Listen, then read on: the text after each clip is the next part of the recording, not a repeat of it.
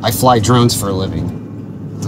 Very fortunate. I get to do something I'm passionate about. I've been flying drones for 10 years, and I work for Valmont Industries.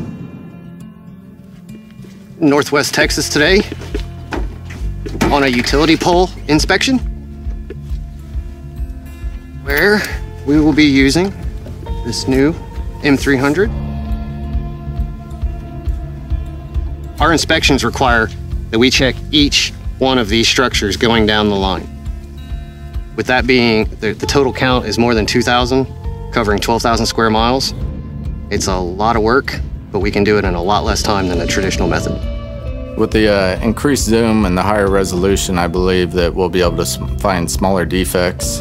It'll help for checking for missing hardware, such as small bolts and nuts. Instead of having to reset and focus for each area of interest, I'm able to select a broader area and then it will do those individual photos for me with the focus. With a crane crew, you could only get about 4 structures inspected in a day. And with a drone team, that bumped it up to an average of probably 10, 12 structures in a day. With the additional flight time of the new batteries, it'll reduce the amount of battery swaps throughout a day, which will cut down on downtime and increase the amount of structures you're able to inspect throughout a day. The AI spot check, we find that very beneficial for our team because our inspections typically don't just happen one time. Typically, we need to inspect the same structure over multiple years.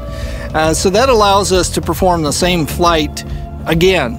And that way we can compare apples to apples and see if there's any significant changes in that structure. Drones have changed the inspection industry. They make the inspectors more efficient, faster.